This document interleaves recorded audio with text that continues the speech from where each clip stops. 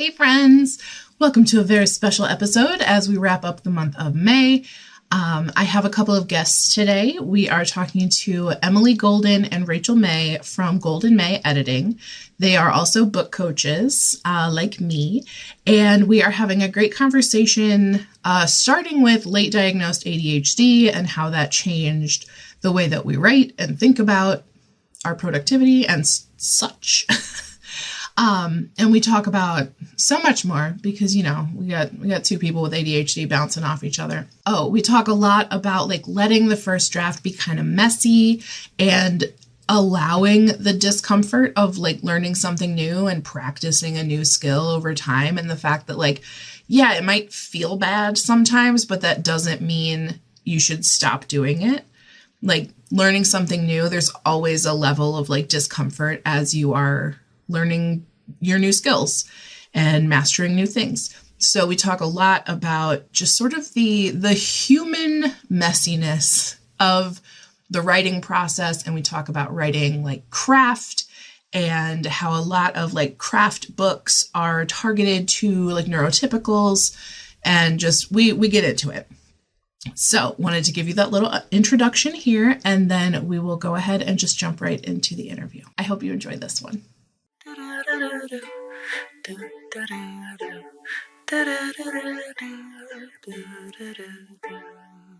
Okay, we are here. We are doing it. Yes. Hooray. Okay, so how about you guys introduce yourselves? So I am welcoming Emily Golden and Rachel May.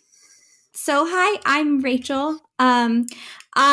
We are book coaches. We are two halves of our business called Golden May. So I am the May half of Golden May, and we are book coaches and editors.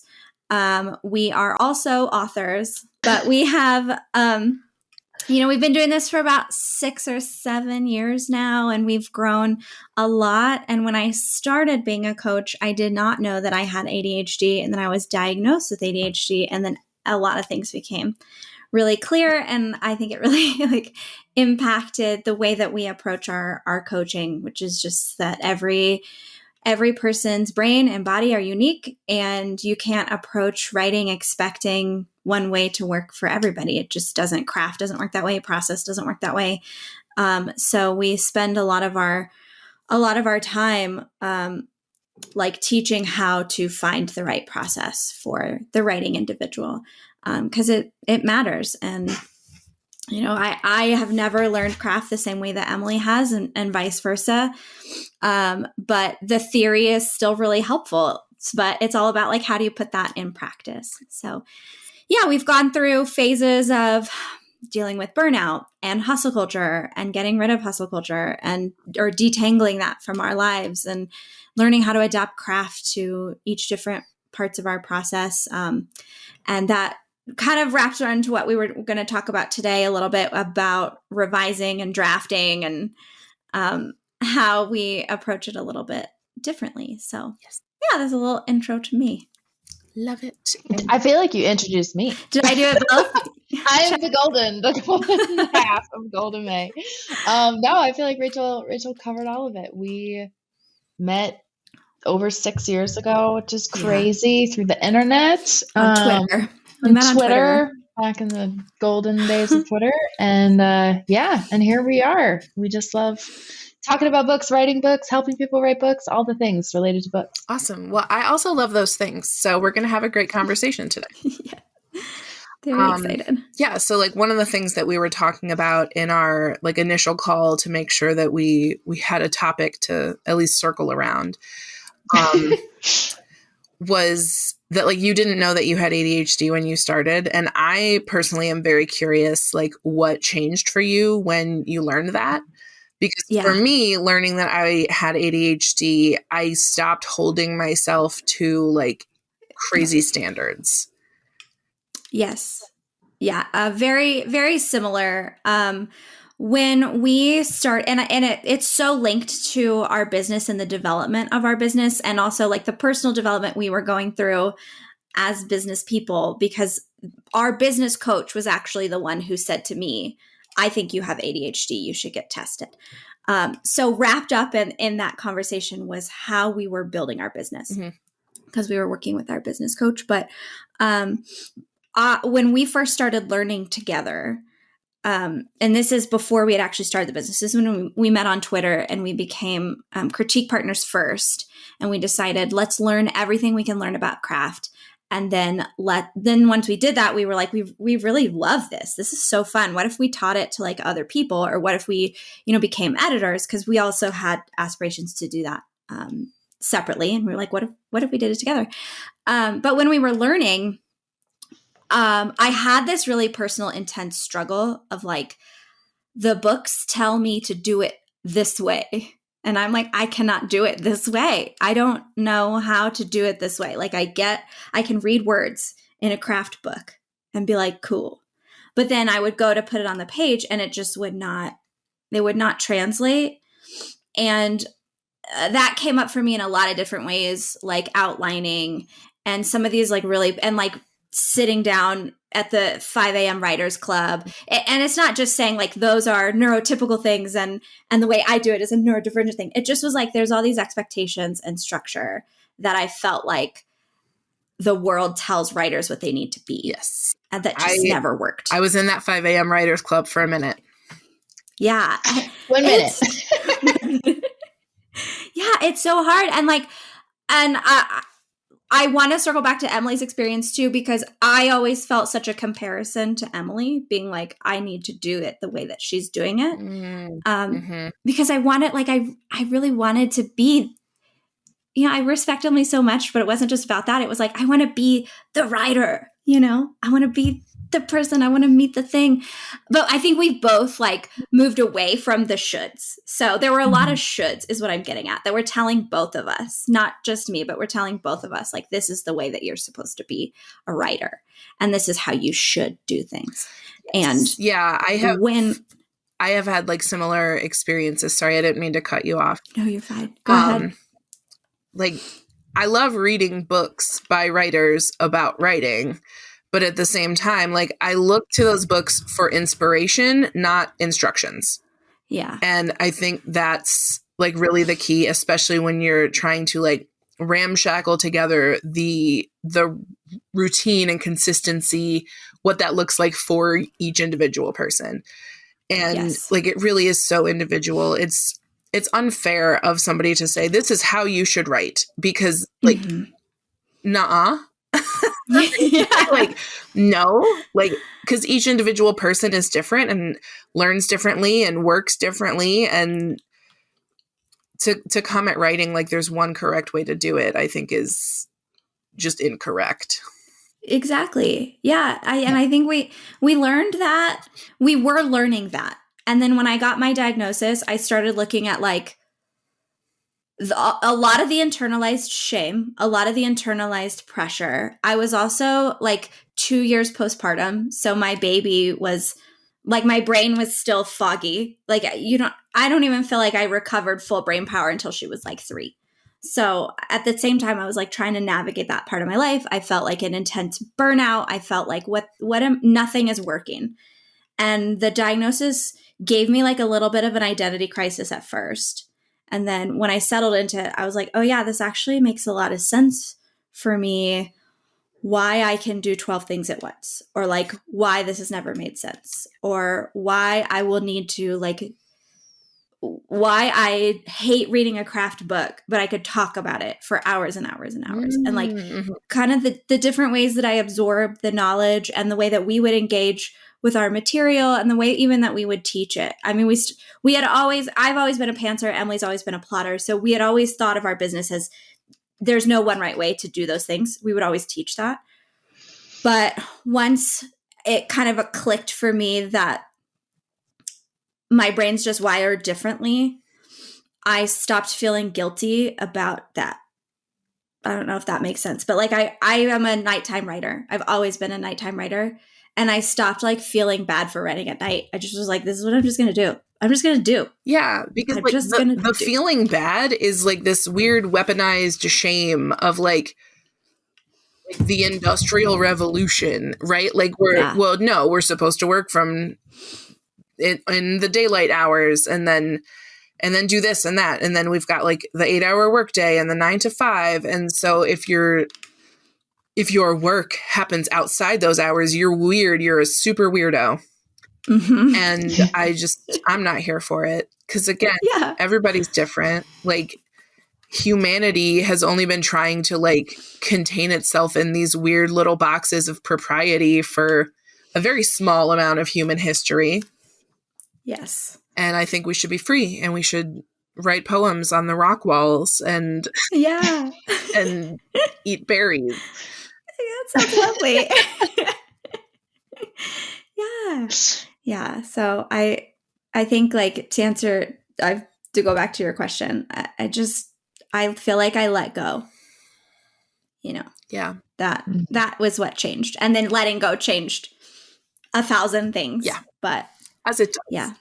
As it does. Yeah. Yeah. Really letting go of the word should, I think, has just helped everybody that we work with, because like you said, like there is absolutely no singular path to write a book, whether you're talking about craft or they're talking about like how you actually get the words on the page or the stories that you want to tell. Like there's literally no right way to do it. And I think people want there to be a right way. Yes. Like, gosh, that sounds nice. Doesn't that sound nice for someone to be like, hey, you have this book in your heart, do these steps and everyone will love it and you'll make so much money. like that's what I feel like so often new writers come to us wanting. And I get that desire because we want it to be easy.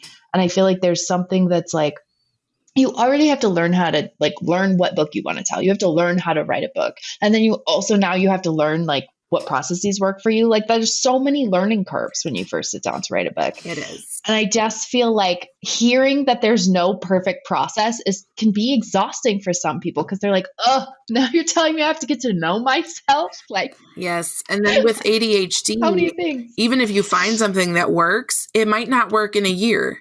Yes. I called it novel day. Every Wednesday morning from like 9 to noon, I worked on my novel. And I really only wrote that one day a week. Mm-hmm.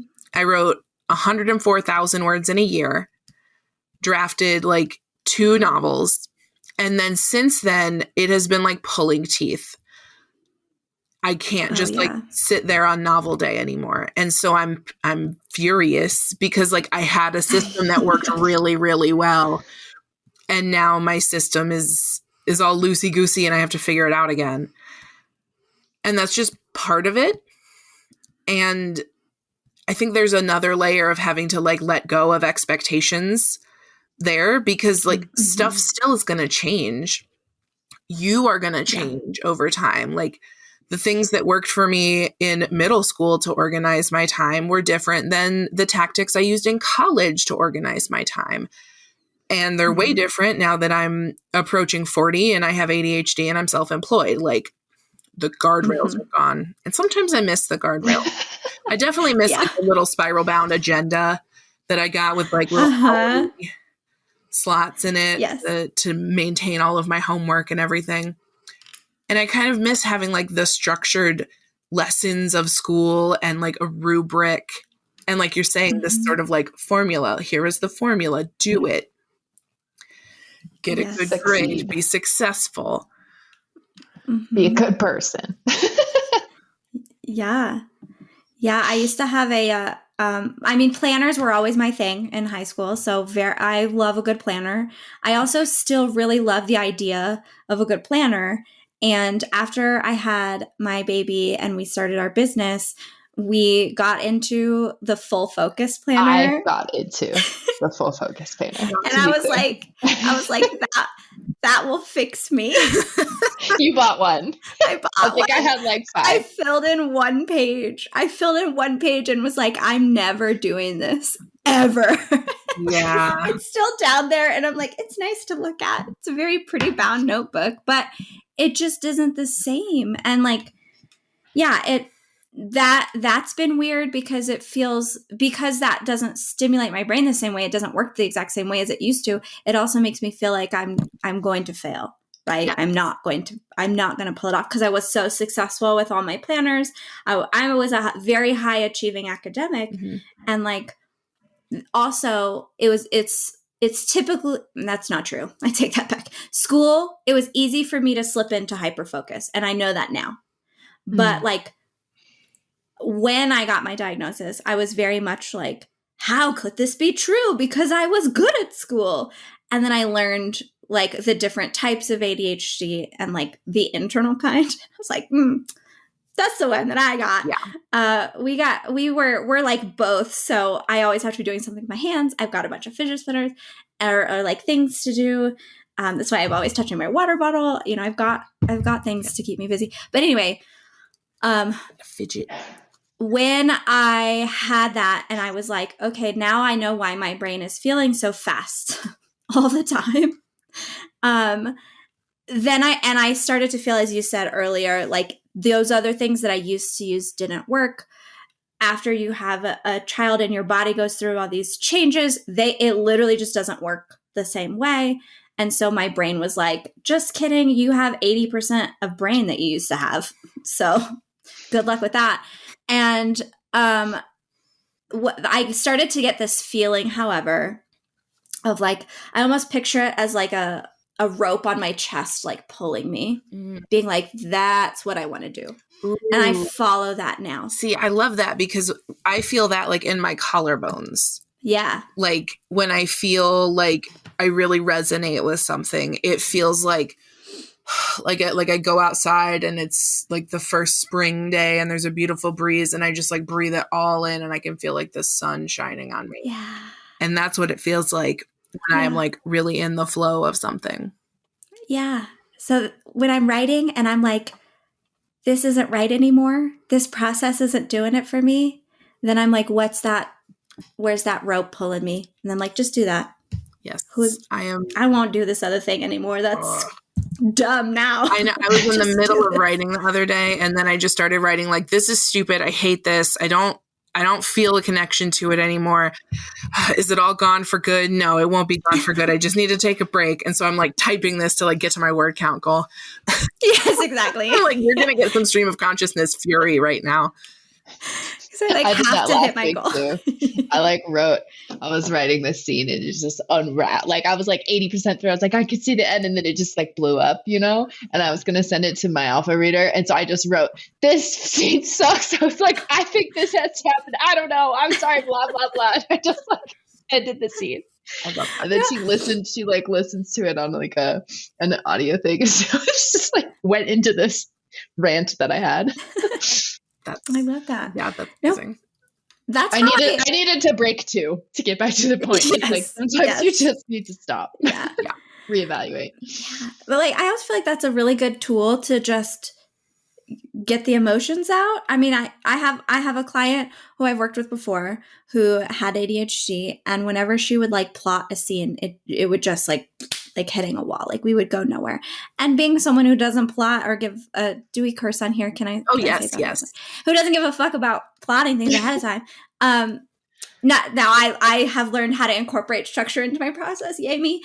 But for her, she was like, I just can't see it if you ask me to put it into a structure. And I'm like, then don't. Just write your stream of consciousness and I will read it. And then you will have a scene. Yeah. And like giving her that permission, I think, to just do what feels right and let it be. Just let it happen however it needs to happen. Was really empowering. And then she wrote like 50,000 words in like a month or two. Hell because yeah. she was just like getting it out. That's amazing. I want that. I want that back. It was like that when I wrote like my first drafts. And then I kept trying to like raise the stakes and like give it more structure in the revisions. And it kept getting like further and further removed from like what I had started with and what I think like the core like story on my heart was. And so now I'm like, oh my God, I'm on like draft 6. And now I'm just going to go back and read draft 1 and be like, this stays, this goes, add this, lose that. And I think I'm going to go back to like a lot of the original plot, which I see the temptation to think that I have wasted all my time.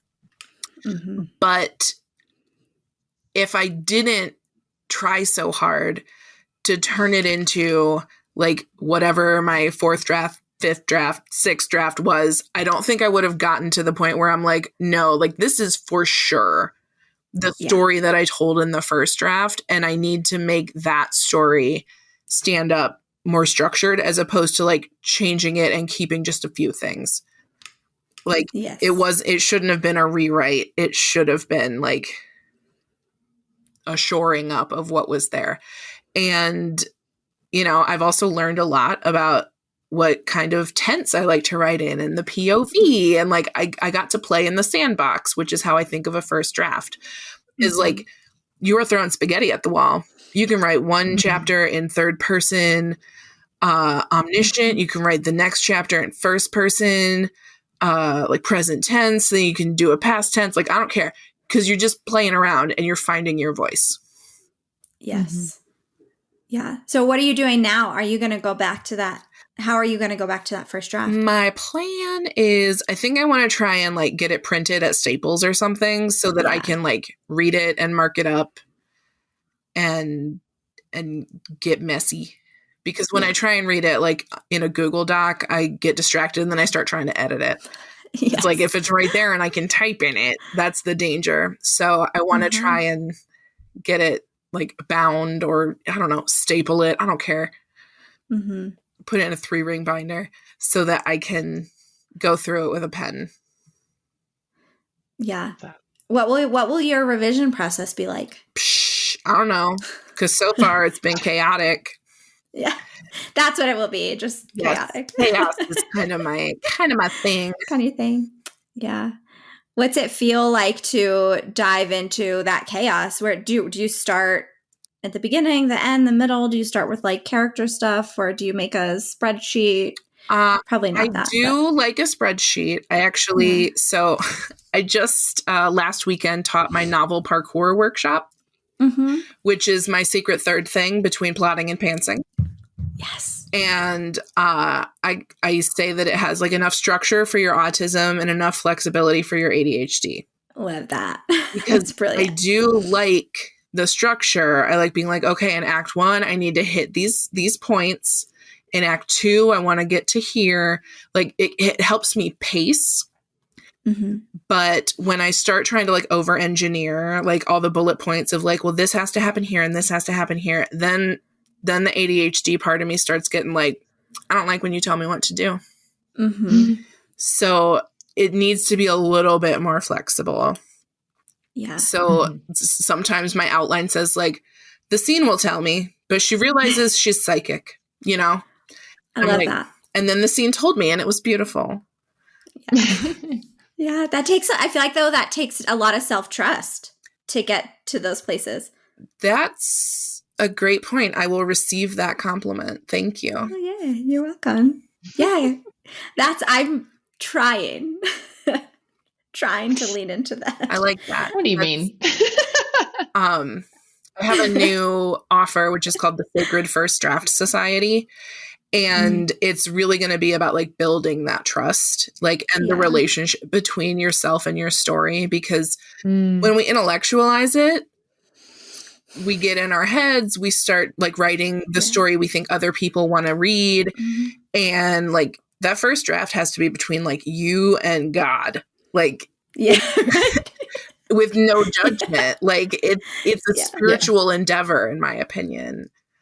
Yes. And it's I like that. It's heart-based. It's not brain-based. And so then when you start getting all spreadsheety about it and you're like, well, I can't start my draft until it's perfect and I've researched. And I'm like, you just got to get dirty. Yes, you do. I feel like that's the number one lesson that I wish I knew in like my teens and 20s. You know, like I'm in my 30s and I'm like, yay, we're approaching Zen. We're not there, but we're getting there. But like I would write in my early 20s and just feel existential dread. Be like, it's never good enough. I don't know it's not even going to, like all those things, and be like, I know it takes a long time to learn that self-trust, but man, do I wish I would have had it. I wish I would have felt it a lot earlier, because it's very, I mean, that's the feeling, like when I was describing that pull, like I feel like that's being able to hold on to it and then being able to make choices, moving yourself closer to it, is that trust, is like that gut instinct. We were talking with Becca Syme recently about intuition, and it's learning how to trust that gut instinct. Like, you have the gut instinct, but everything else around you tells you not to trust it. Oh yeah. And I think we just get talked out of knowing what we want and need. Yeah. Because it's inconvenient, especially for neurodiverse people. Yes. Mm-hmm. Yeah. So I think like learning how to develop the self-trust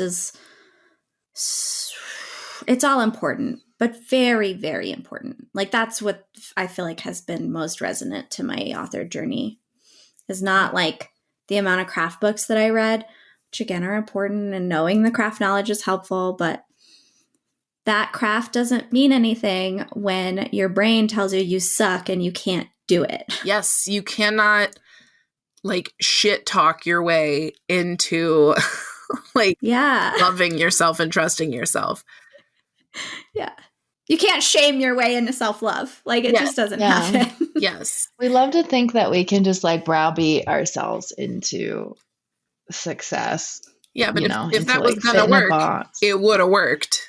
It would have worked a long time ago. I feel like the hard thing is that the only way to build self-trust is to prove to yourself that you can do stuff. And the only way to do that is to do it. So the actual answer is just lean into stuff being messy and uncomfortable and not liking it, right? And trying not to beat yourself up and just like pushing through that so that you can look back and be like, oh, look, trusting myself, letting myself rest, letting myself do things differently, letting there be holes in my story. Like, all of those things worked. They got me further, right? And that's what starts to build that self-trust. But it's hard. I mean, it's hard when you're starting at that place where, especially if you're a new writer, where you're like, I don't have any of that trust built yet. It is. It takes practice. And it takes practice. It's like, that's a reason why I really love like alpha reader feedback, especially among people like who are working on their first drafts at the same time. Yeah. Because we don't get to see first drafts a lot.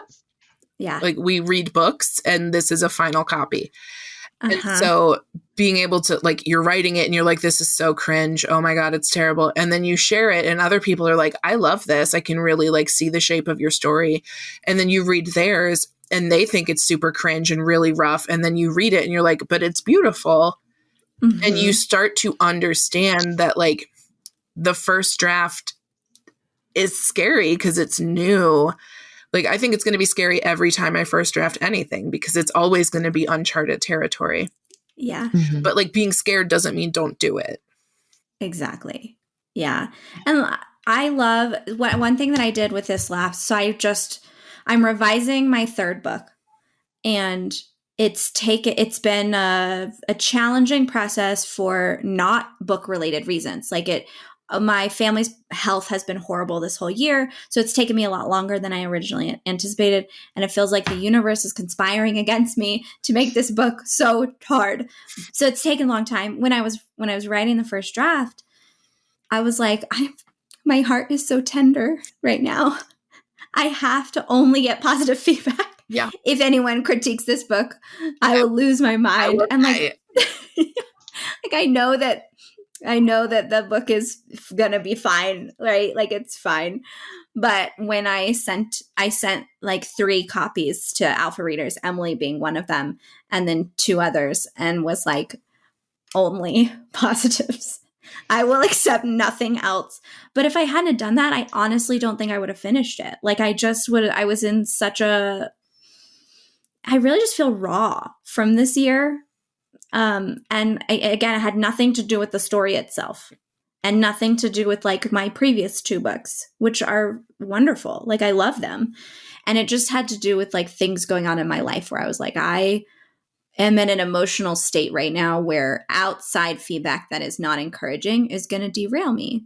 Yeah. But if I was writing the book 2 books ago, I probably would have felt obligated, right, to the negative feedback.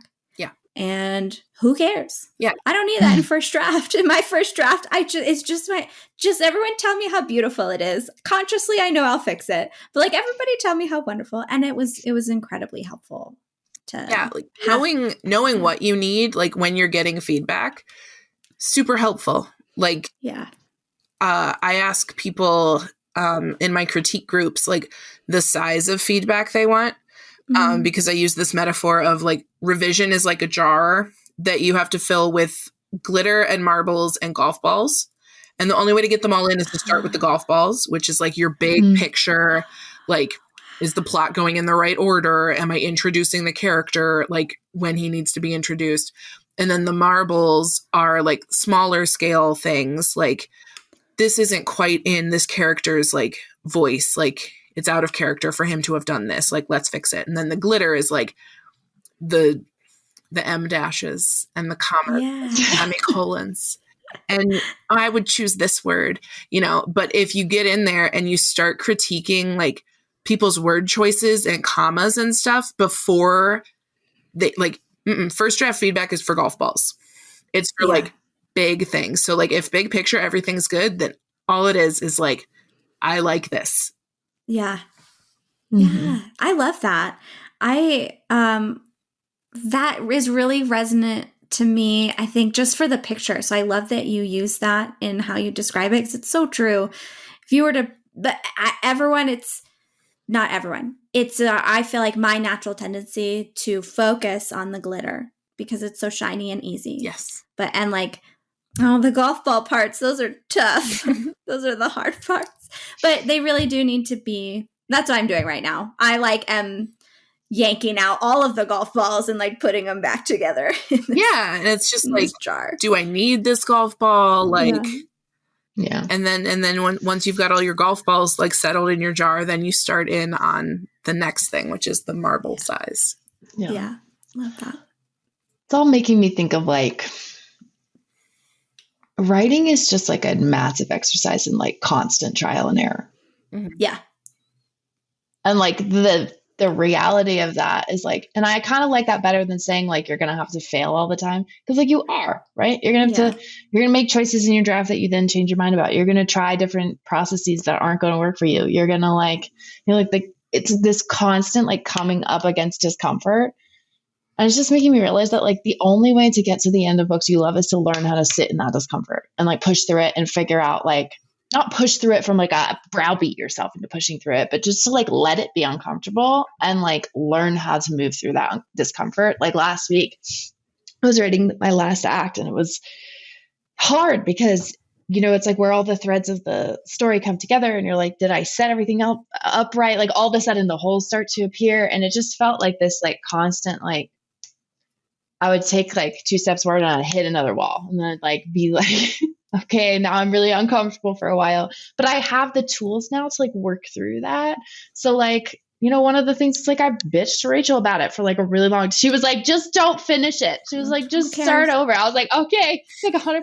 I'm just going to stop. I'm done. I have 2 scenes left. I don't need to write them. And then I got some actual sleep and I woke up the next day.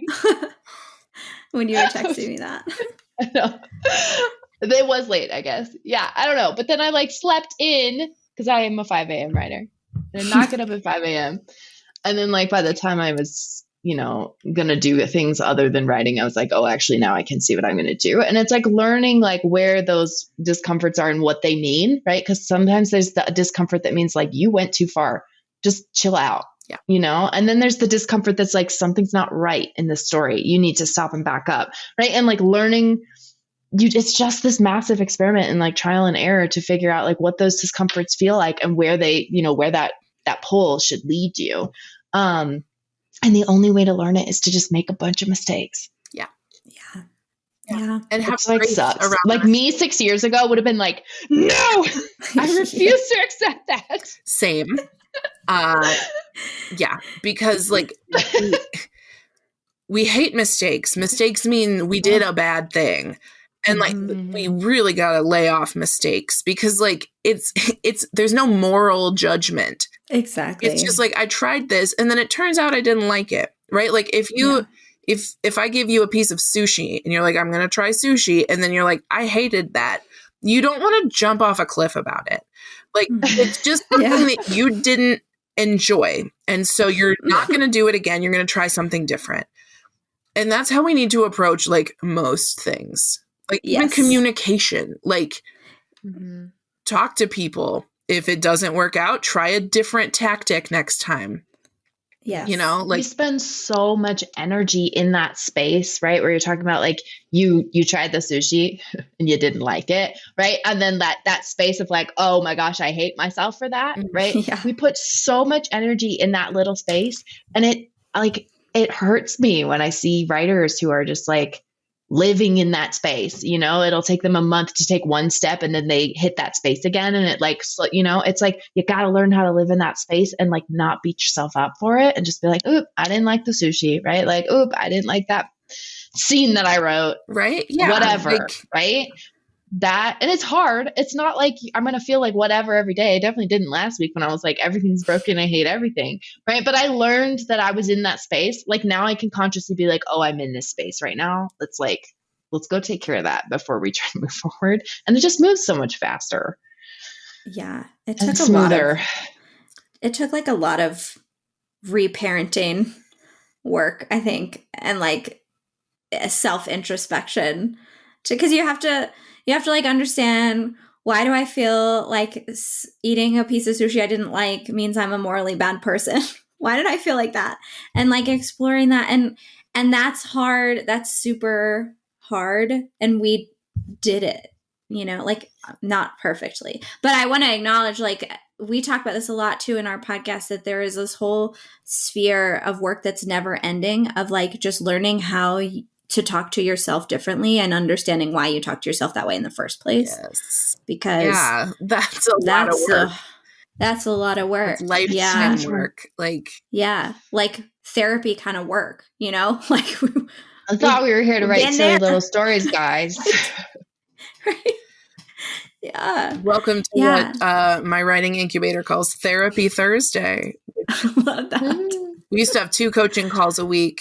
And then I had to go back down to 1 because like my mental capacity was not having it. That's a lot.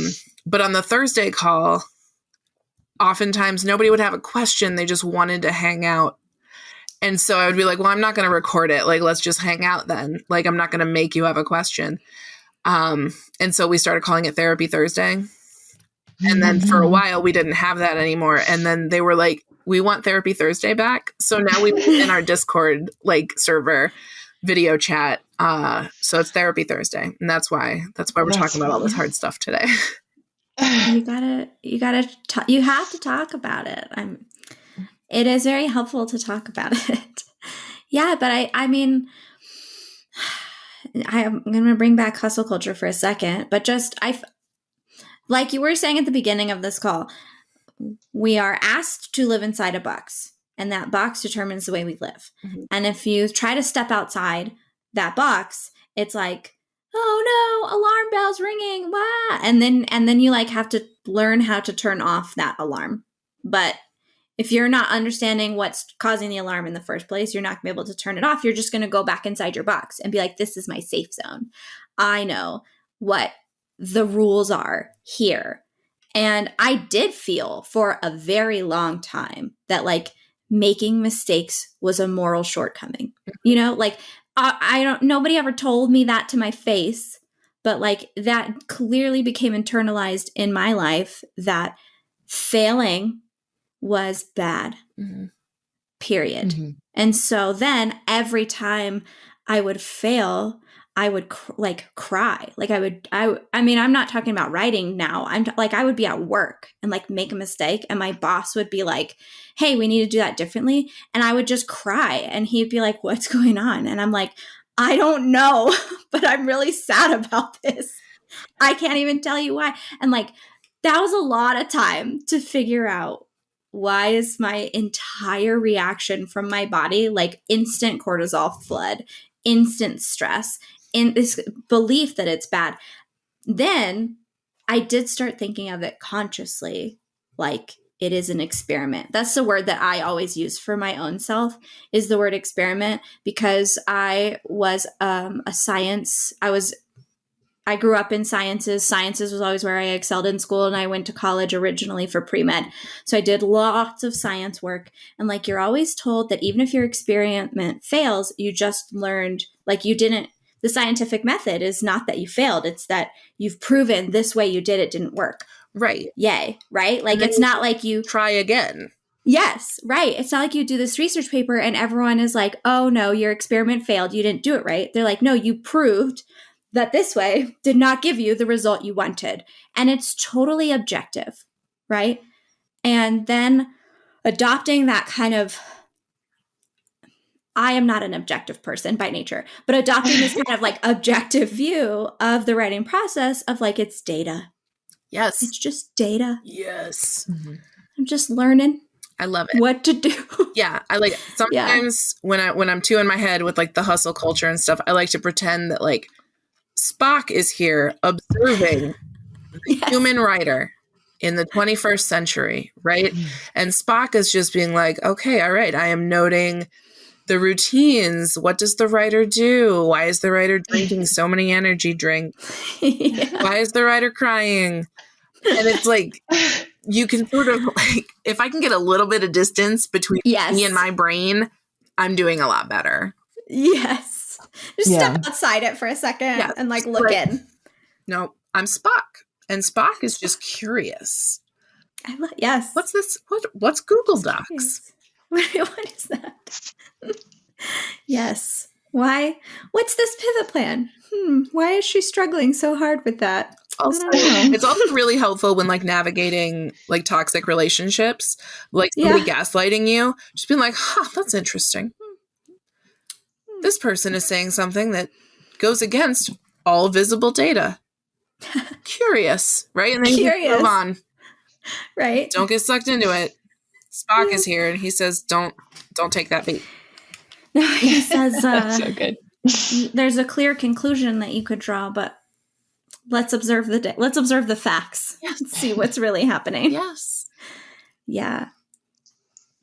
Yeah. I think, knowing, like, so we've talked about self-trust and a little bit of hustle culture and like just being able to trust that gut instinct. And to me, I feel like there's not a key to the writing process, but that's the key if there were one. Like it would be that. It would be this. Everybody is just trying to figure it out.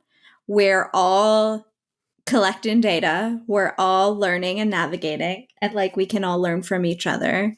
And at the end of the day, it's not going to be the same for every person, but it shouldn't be.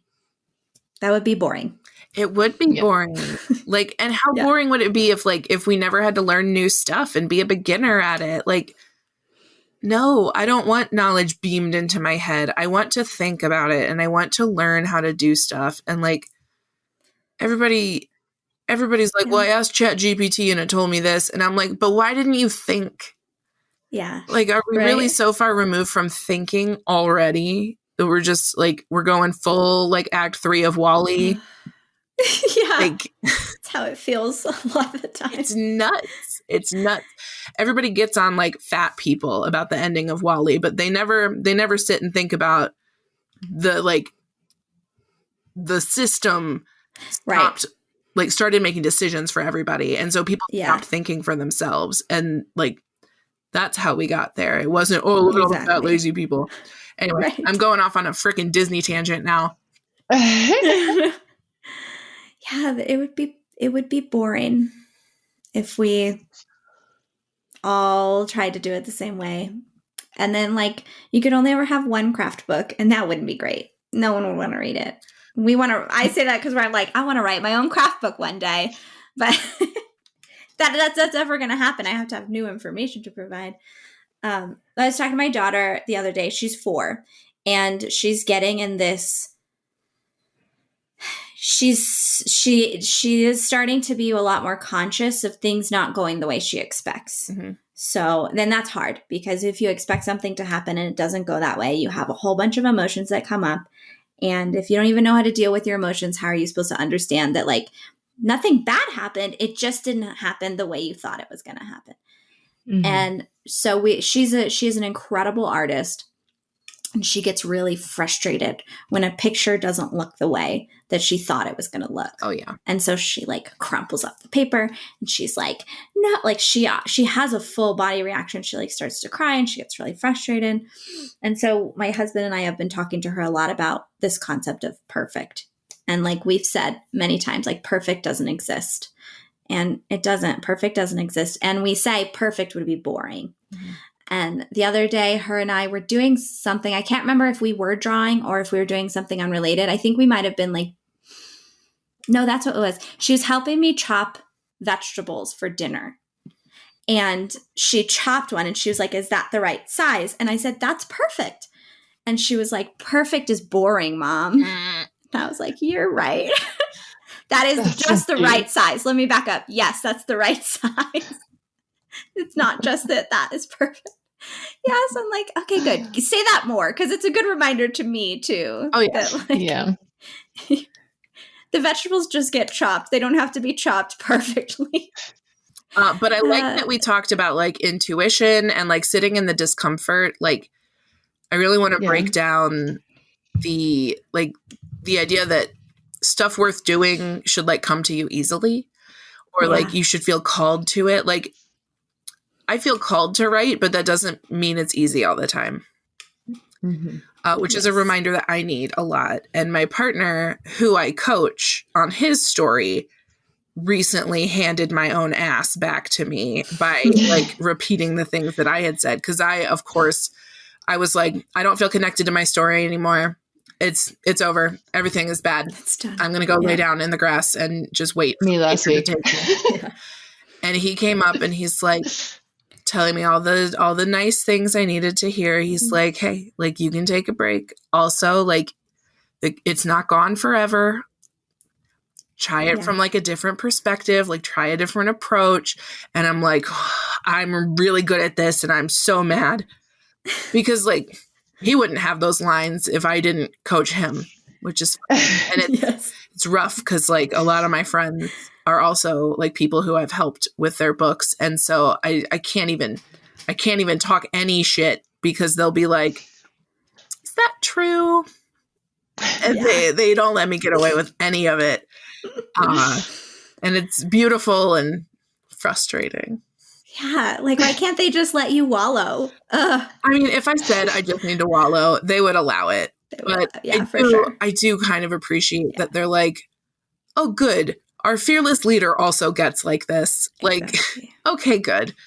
Because really, like, everybody, I mean, what is the story? Like, Hans Christian Andersen, like, got bad feedback on The Little Mermaid or something and, like, laid in a ditch. Like, there's, like, letters from Charles Dickens being like, the writing is going poorly and everything is bad. You know? Like, for as long as we have had artists and writers, I think we have had people complaining that it's not going the way they wanted it to. And that's real writer shit. Yeah, it is. Just this morning, I was thinking about something I had written, probably 10 years ago, because I wrote it in 2015. And I was thinking, wow, that was so dramatic. It was like a blog post that I had written it was just a random reason. But I was like, oh my God, that was so dramatic. And now I'm like, that's the life. That's our calling. Of course. Why am I sad about that? We just feel. Yeah, we do. Be the drama. Feel. Yeah. I wish. Sometimes if you just let oh, sorry. No, you go. We've been talking all day. Your turn. I was just thinking sometimes, just let yourself be dramatic. That's how I was on Thursday. I was like, Rachel, I'm done. Melting. I give up. And she was like, okay, give up. I was like, no, I don't want to actually. Yeah.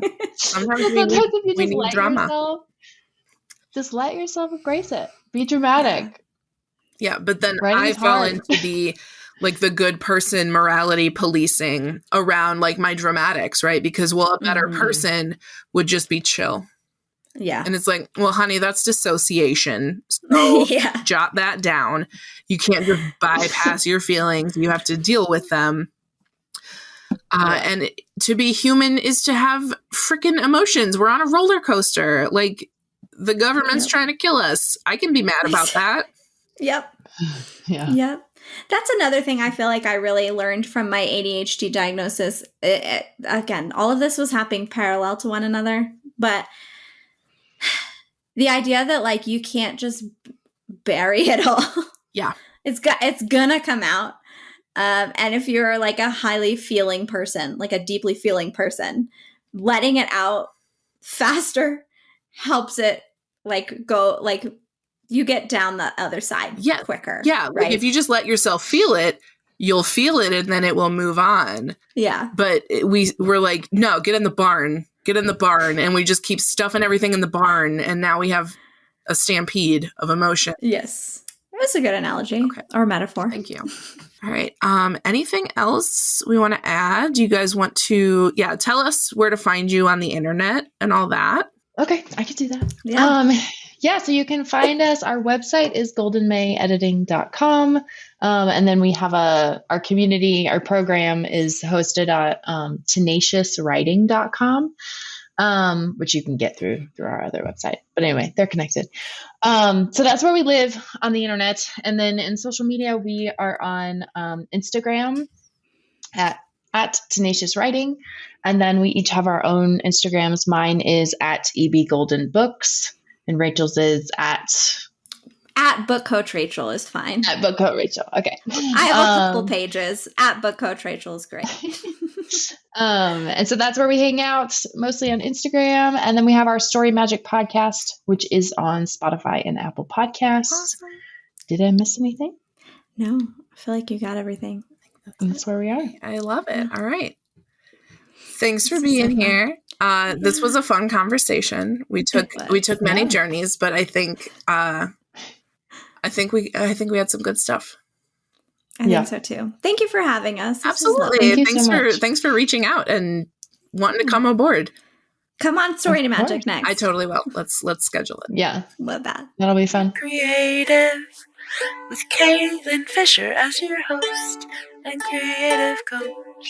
They'll change your approach and tell you a joke to lighten your load and help you along or sing you a song. Do-do-do-do-do. Do-do-do-do. Do-do-do-do-do. Do-do-do-do.